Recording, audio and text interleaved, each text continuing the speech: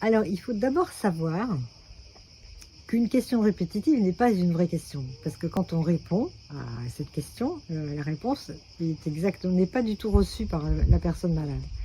Parce qu'en fait, ce qui se passe, c'est que cette personne est dans un état de difficulté intérieure. Et avec ça, elle ne trouve pas la réponse à la question qu'elle se pose elle-même. Pourquoi elle a mal à la tête ou au ventre ou n'importe quoi, pourquoi quelqu'un lui a dit ceci ou cela.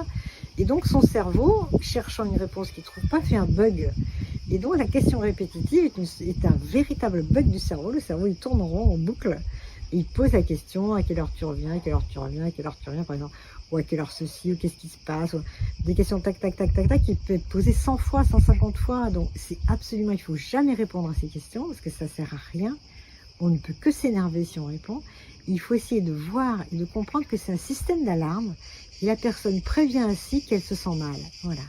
Alors la grosse difficulté, c'est comment faire pour essayer de la faire se sentir bien. Et c'est difficile parce qu'on n'a pas d'information du tout sur ce qui a déclenché ce bug. Parce qu'une personne qui a la maladie d'Alzheimer perd ses repères extérieurs et ses repères intérieurs. Donc même si par exemple elle a mal au ventre, on va dire ça, ou à la tête, elle n'est pas capable son cerveau n'est pas capable de lui transmettre cette information. Par contre, son cerveau va bugger et va faire une espèce de question qui revient comme un boomerang et qui revient énormément de fois. Donc il faut savoir qu'une question répétitive n'est pas une question, donc il ne faut pas y répondre.